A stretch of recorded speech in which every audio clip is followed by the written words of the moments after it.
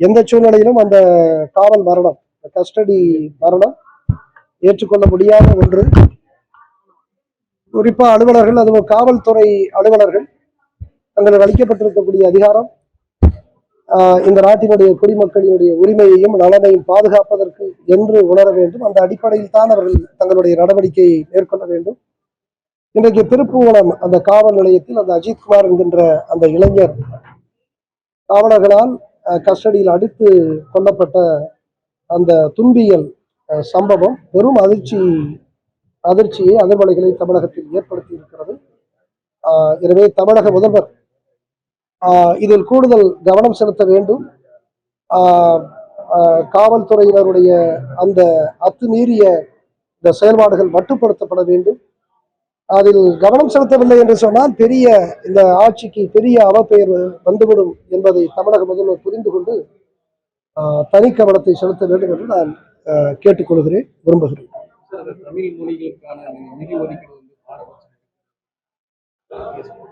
நிச்சயமா நம்முடைய மொழி உலகத்தினுடைய மூத்த மொழிகளில் ஒன்று, மூத்த மொழிகளுக்கெல்லாம் தாய்மொழி என்று சொல்லக்கூடிய அந்த பெருமையை பெற்ற அந்த மொழிக்கு அதனுடைய வளர்ச்சிக்கு தேவையான நிதியை அளிக்கவில்லை என்று சொல்லுவது அது ஏற்புடையதுதான்.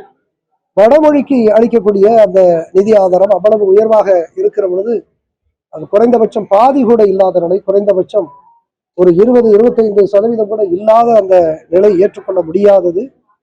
எனவே மைய அரசு வடமொழியை எப்படி நடத்துகிறதோ அதற்கு இணையாக, இன்னும் சொல்ல போனால் அதைவிட மூத்த மொழியாக இருக்கக்கூடிய தமிழ் மொழியினுடைய வளர்ச்சிக்கு நிதி ஒதுக்க வேண்டும்.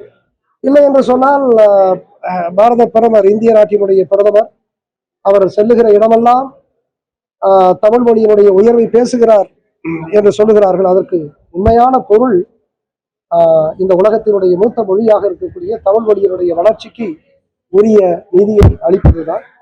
எனவே நீங்கள் சொல்லுவது சரியானது.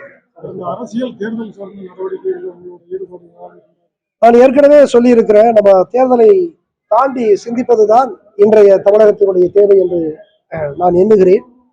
எனவே இந்த அரசியல் மாற்றங்களை தாண்டி அரசியல் பண்பாட்டு மாற்றத்தை நாம் உருவாக்க வேண்டும்.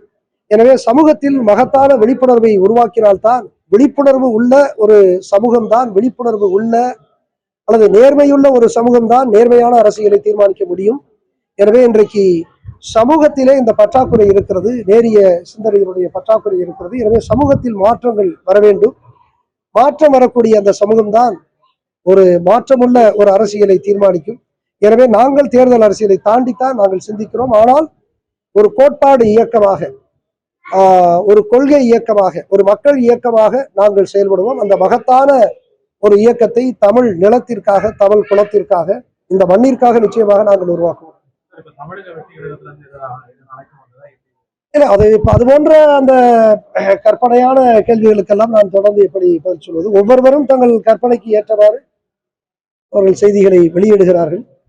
எனவே கற்பனைகளுக்கெல்லாம் அல்லது கற்பனையான ஊக அடிப்படையிலான கேள்விகளுக்கெல்லாம் பதில் சொல்வது உகந்தது அல்ல என்று நான் நினைக்கிறேன். நான் அதான் ஏற்கனவே சொன்னேன், தேர்தல் அரசியல் என்பது இன்றைக்கு தேர்தல் மிக செலவினமானதாக ஆகிவிட்டது.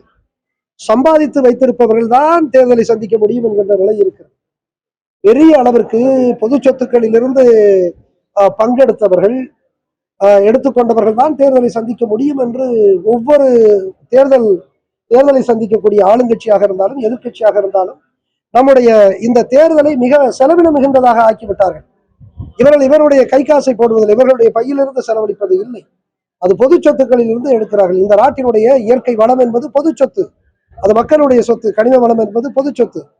அந்த கனிம வளங்கள் எல்லாம் சமூகத்தினுடைய சொத்தாக, நாட்டினுடைய சொத்தாக இருக்கக்கூடிய அந்த கனிம வளங்கள் எல்லாம் இன்றைக்கு சூறையாடப்படுகிறது. அதனுடைய ஒரு பகுதி அரசியல் கட்சிகளுக்கு செல்கிறது.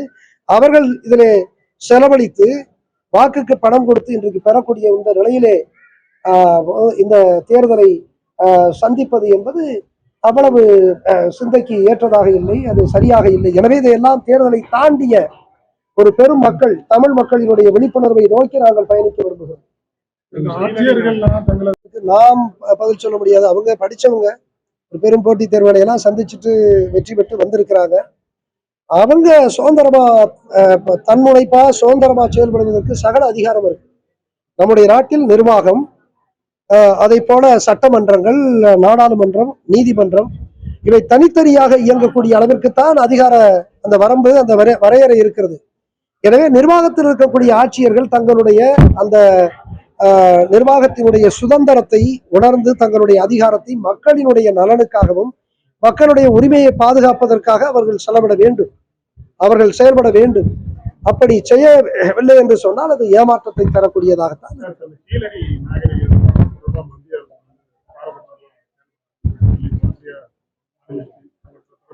அது போன்ற செய்திகள் வருவது நல்லது அல்ல.